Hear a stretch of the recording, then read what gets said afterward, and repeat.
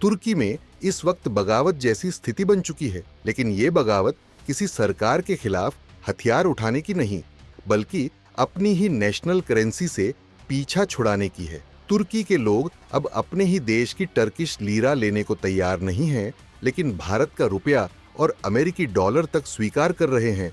आखिर ऐसा क्यों हो रहा है और कैसे एर्दोगन के ऑटोमन एम्पायर के सपने ने तुर्की की अर्थव्यवस्था को रसातल में पहुंचा दिया? चलिए जानते हैं इस वीडियो में इन सवालों के जवाब। सबसे पहला सवाल ये कि आखिर तुर्की की करेंसी क्यों हो रही है बर्बाद?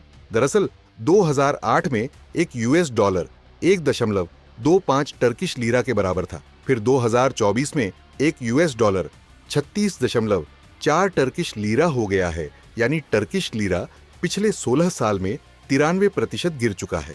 2010 में एक टर्किश लीरा 0.50 भारतीय रुपये के बराबर था। आज ये सिर्फ 40 पैसे का रह गया है। अब ये आंकड़ा देख तुर्की की नींद उड़नी तय है। अब जरा एर्दोगन की नीतियों से बढ़ी महंगाई और गिरती करेंसी की बात करें तो 2003 में एर्दोगन प्रधानमंत्री बने। 2017 में तुर्की का संसदीय सिस्टम खत्म कर राष्ट्रपति प्रणाली लागू कर दी। महंगाई दर 40% के पार, जबकि भारत की महंगाई दर सिर्फ 4 से 5% है। अब खबर आ रही है कि तुर्की के लोग अब लीरा नहीं, डॉलर और रुपया चाहते हैं। तुर्की के दुकानदार अब डॉलर, यूरो और भारतीय रुपये स्वीकार कर रहे हैं। लोग अपनी बचत अब टर्किश लीरा में नहीं, बल्कि डॉलर और यूरो में बदल रहे हैं। इस्तांबुल और अंकारा के बाजारों में भारतीय रुपये को भी स्वीकार किया जा रहा है। ऐसे में सवाल ये बनता है कि एर्दोगन क्यों बनते जा रहे हैं कट्टरवादी? दरअसल जब अर्थव्यवस्था फेल हुई तो एर्दोगन और ज्यादा इस्लामिक कट्टरपंथ की ओर मुड़ गए। दुनिया के मुस्लिम देशों का खलीफा बनने का सपना पालने लगे।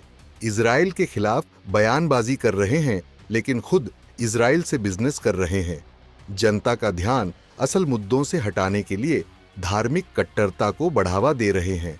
अब सवाल है, क्या लीरा के गिरने से तुर्की में बड़ा राजनीतिक बदलाव आएगा? दरअसल तुर्की में अगले चुनाव 2028 में होने हैं। जनता एर्दोगन से नाराज है, लेकिन विपक्ष कमजोर है। अगर आर्थिक हालात नहीं सुधरे तो तुर्की में बड़ा राजनीतिक बदलाव संभव है, और ये कहने में कोई संकोच नहीं कि डॉलर का दबदबा कायम है। खैर, तुर्की के लोग अब खुद एर्दोगन के खिलाफ खड़े हो रहे हैं। क्या आपको लगता है कि एर्दोगन 2028 में चुनाव जीत पाएंगे? और क्या लगता है कि भारत को भी अपने रुपये को प्रमोट करना चाहिए या नहीं? हाँ या ना में कमेंट करके जरूर बताएं।